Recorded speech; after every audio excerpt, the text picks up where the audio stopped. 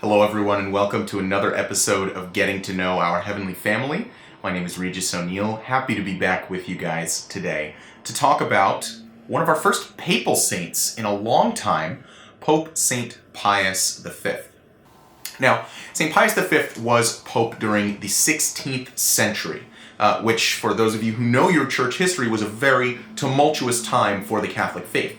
This was right on the heels of the Protestant Reformation, of course, where Martin Luther, the German priest, nailed the list of objections to the Catholic Church and branched out to create, a different sect of Christianity that we, came to know as Protestantism. And obviously that has continued to, splinter and evolve into thousands and thousands of different denominations.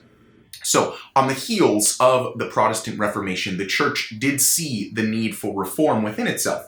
And the Pope prior to Pope Pius V called the Council of Trent, which is one of those big ecumenical councils that the Church will call from time to time when various reforms or changes need to take place. In our own very recent history, we can look to Vatican II as an example of, the kind of sweeping change and reform within the Catholic Church that these councils brought. So, the Pope prior to Pope Pius V called the Council of Trent. For 18 years, the cardinals and the fathers of the church were discussing what various reforms might need to take place. And then, once the council was finished, that pope left. And Pope Pius V was kind of saddled with becoming the actual reformer who had to enact all these different policies. He was elected in 1566, and his main mandate from the College of Cardinals was, hey, you need to enact the reforms from the Council of Trent. And to his credit, he took right to it right away.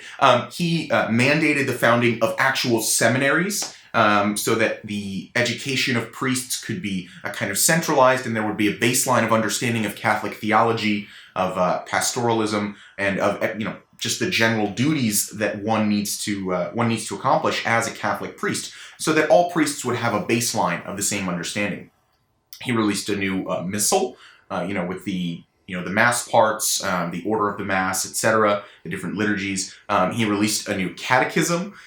He got right to it, boots on the ground, and started enacting these reforms, putting them into place. Now, some of this was not particularly popular. Some of you may know, some of you may not, that throughout the Church's history, especially in Europe, there have been a variety of government leaders, monarchs, parliaments, presidents, etc., who have tried to exert political and international influence over the Catholic Church to varying degrees of success. There have been times where, foreign governments were able to exert a large amount of influence over the Catholic Church. Now, a lot of the monarchs in Europe at the time attempted to exert this same influence when Pope Pius V was in charge of the Catholic Church, but he pushed against that. And so his reforms were met with a lot of resistance. In addition to external political pressure, he also had to deal with the looming threat of a Turkish invasion. Now, the nation of Turkey at the time was very expansionist, conquering nearby countries, expanding their territory, and there was significant worry that they would move into Rome and even attempt to potentially take over the Vatican. So not only was the Pope dealing with reform within the Church, massive sweeping reform, again, think of the reforms of Vatican II and how the ripple effects of that. Not only is he dealing with that, he's also dealing with this external threat of Turkish invasion to the point where he's actually needing to almost be a military leader and organizing the defense against the Turkish forces, forming alliances with various different members of the European governments, monarchs, parliaments, again, various different systems of government, but you get the point. And it took right until the last minute in 1571, where he was finally able to create a coalition of forces to defeat the Turkish invaders in a large naval battle. So you think things are crazy now. Pope Pius V was dealing with reforming the entire church and an existential fight to preserve the church's integrity and not be conquered by a foreign government. So it's no surprise at all that he, in the end, did become a saint. This guy was an incredible reformer. He clearly had the best interests of the church at heart, even though they were not particularly popular at the time.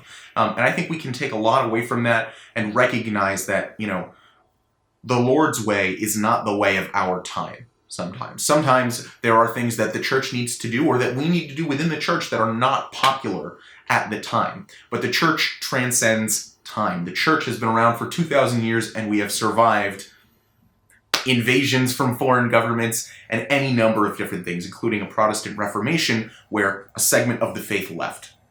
So I hope you've enjoyed this episode of Getting to Know Our Heavenly Family, focusing on Pope Saint Pius V, the great reformer and defender of the faith.